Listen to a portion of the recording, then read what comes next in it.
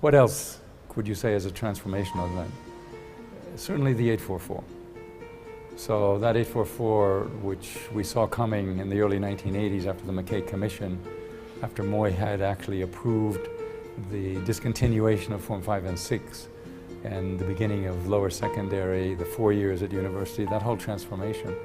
I mean, it affected us profoundly because, after all, we were a sixth form college. So we only had Form 5 and 6, and we had our accountancy students. So literally the 844 was going to remove our Form 5 and 6, leaving us with the accountancy students.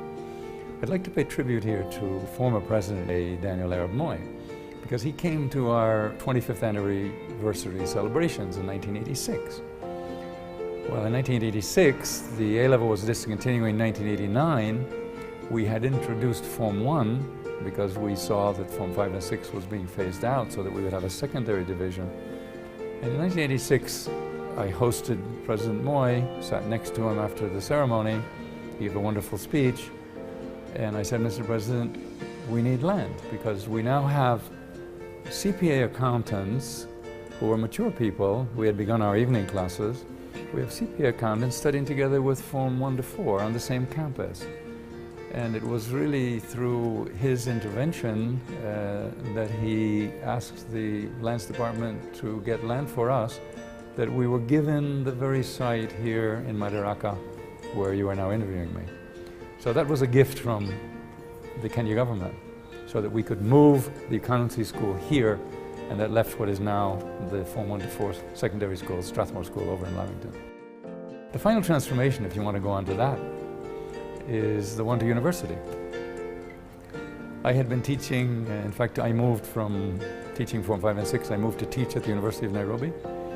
So I taught there from 1989 right up to 2001. At that time I was chairing the governing council of Strathmore College, so I remained as part of at the governance level, you might say, of Strathmore. And the governing council decided that we would now approach the Commission of Higher Education to become a university.